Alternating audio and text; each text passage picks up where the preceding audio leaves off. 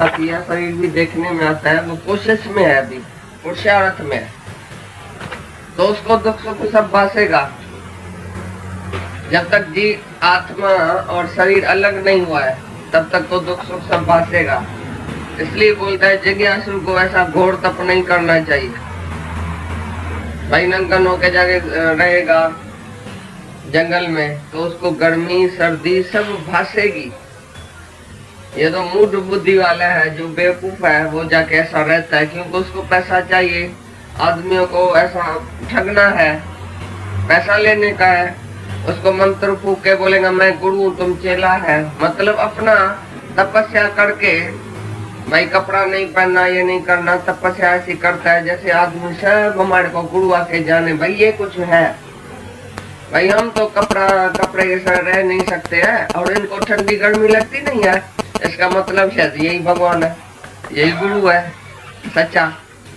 लेकिन वो बोलता है ये नंगे रहने वाला बिल्कुल ठग बदमाश है, तुम कभी भी इसके ऊपर एतबार नहीं करना।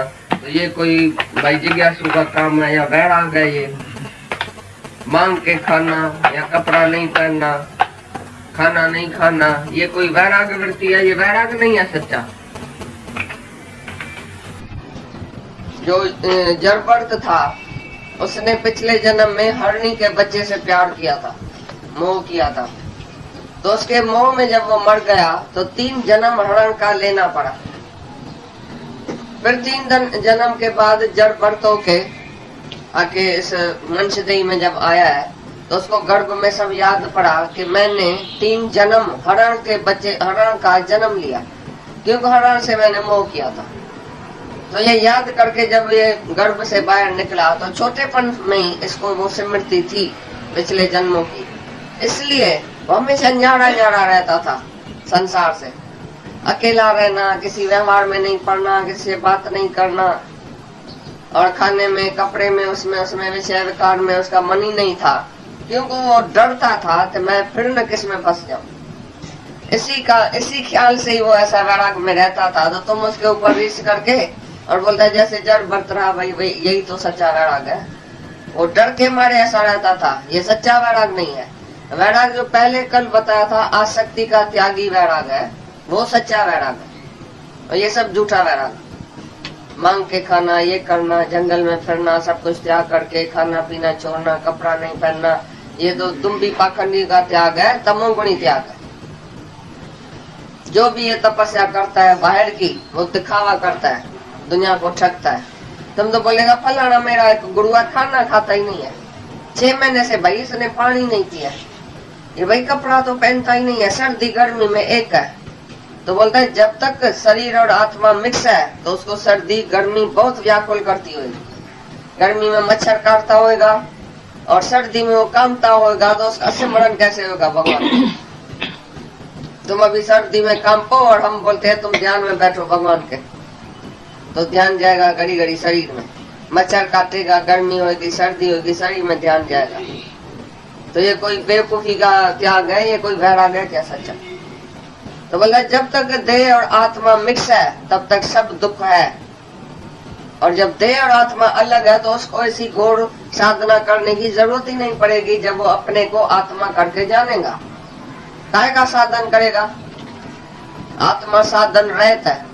ये जो बाहर का साधन है वो आत्मा को जानने के लिए, ये बाहर के साधन करने की कोई जरूरत नहीं। बाहर से कुछ भी त्याग करने की जरूरत नहीं है, केवल अपने को जानो कि मैं आत्मा हूँ।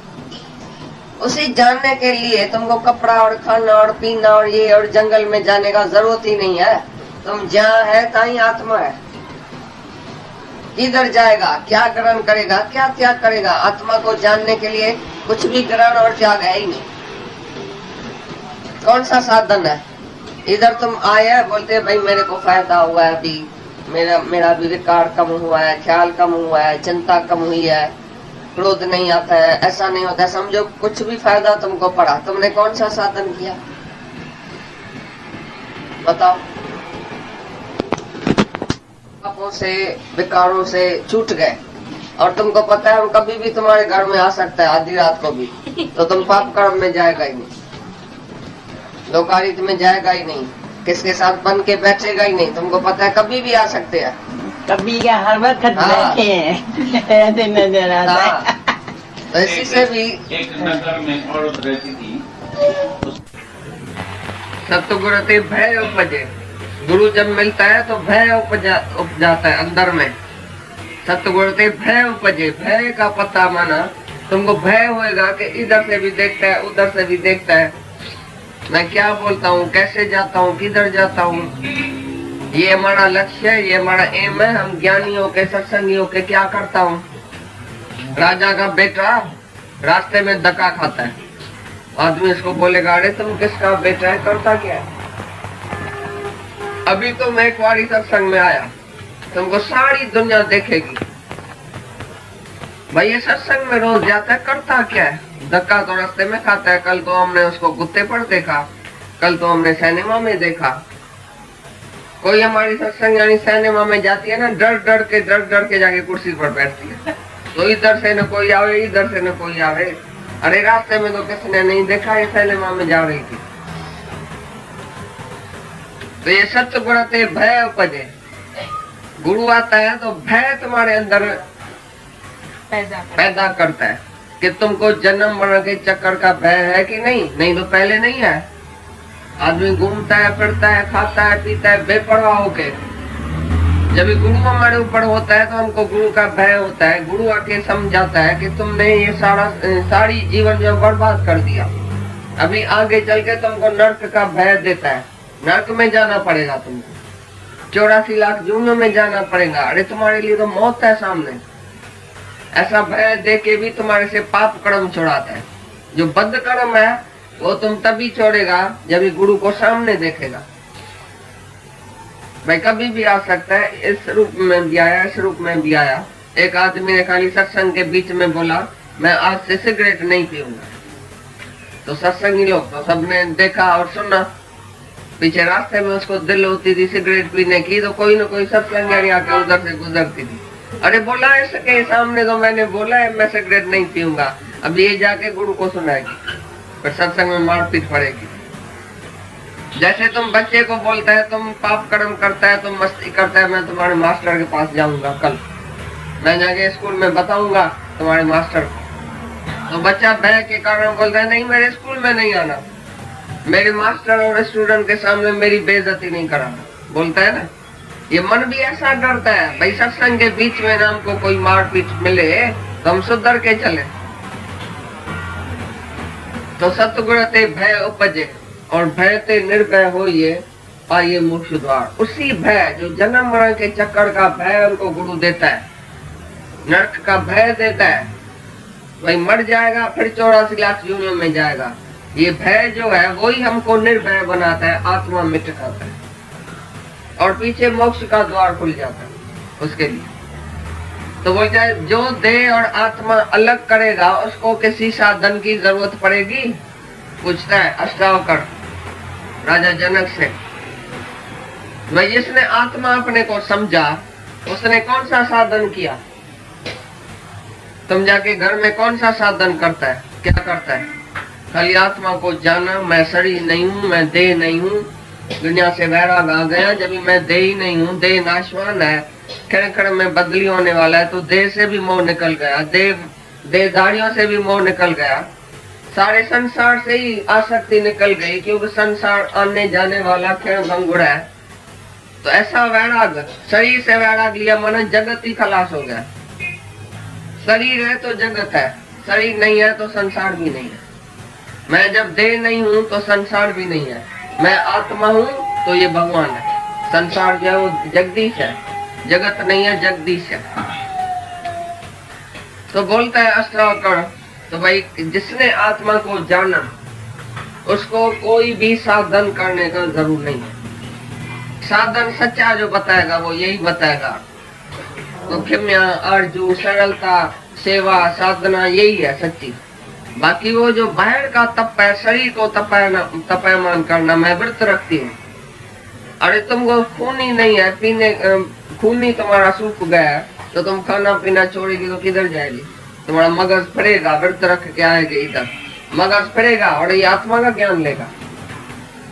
तुमको तो मलाई और मक्खन चोरी करके भी खाना चाहिए, कृष्ण भगवान ने चोरी क्यों किया मक्खन? क्योंकि उसको मगजमारी करनी थी गोपियों से। सारा दिन वो ब्रह्म ज्ञान जो सुनाता था, इतनी मुरली बजाता था, तो मगज खाली करके नाश्ता भी नहीं करेगा, तुम्हारे को आके ज्ञान सुनाएगा क्या?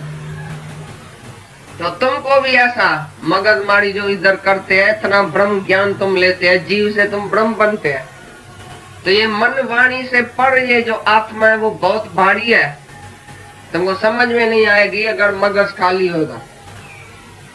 इसके लिए खाना पीना तंदुरुस्ती सब ठीक रखो अपनी। जो खाना पीना पूरा नहीं खाता है तो उसको देखो तो शक्ल में ही वो फेल हो जाता है, तो उसका मगज पड़ेगा तो आत्मा क्या समझेगा।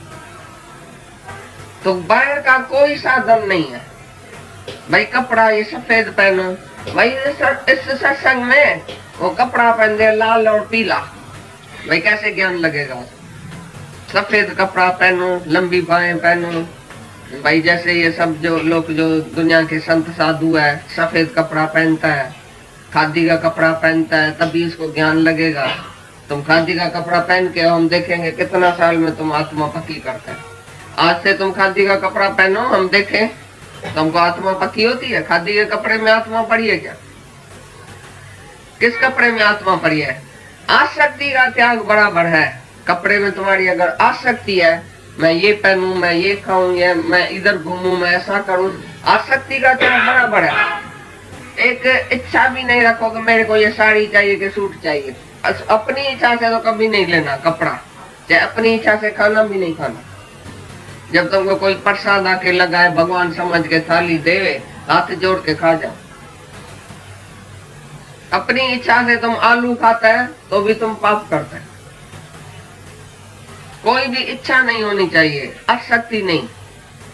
बाकी बाहर का त्याग करके दिखावा करके मैंने ये छोड़ा, मैंने ये छोड़ा, तो ये तुम्हारा दिखावा है, घमंड है, इसमें अहंकार बड़ा पड़ा है। भाई मैं तो ये चीज खाऊं ही नहीं, ये तो फलाना खाता है, मैं तो नहीं खाता हूँ, तो तुमको अभिमान है ना, मैं नहीं खाता हूँ, ये खाता है, मैं वैष्णु हूँ, ये खाने वाला है। दूसरा देखने में आएगा।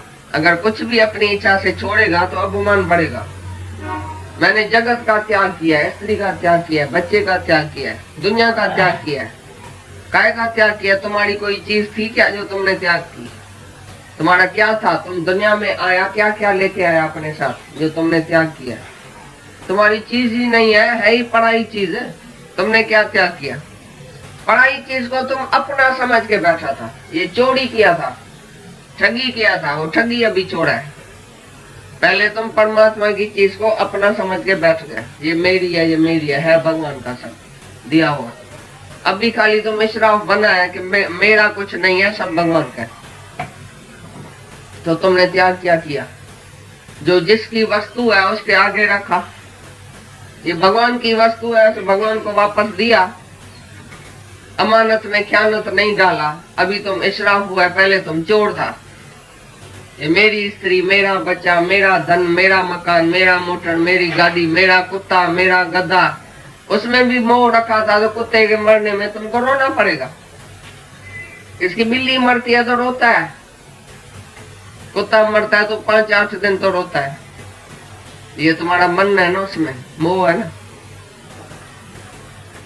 जो आत्मा में रहता है वो किसी में भी संबंध नहीं रखता है, किसी बात में भी। शरीर से संबंध जिसने छोड़ा उसने सारे संसार से संबंध छोड़ा कि मेरा कुछ भी नहीं है। मैं हूं लेकिन मेरा नहीं है।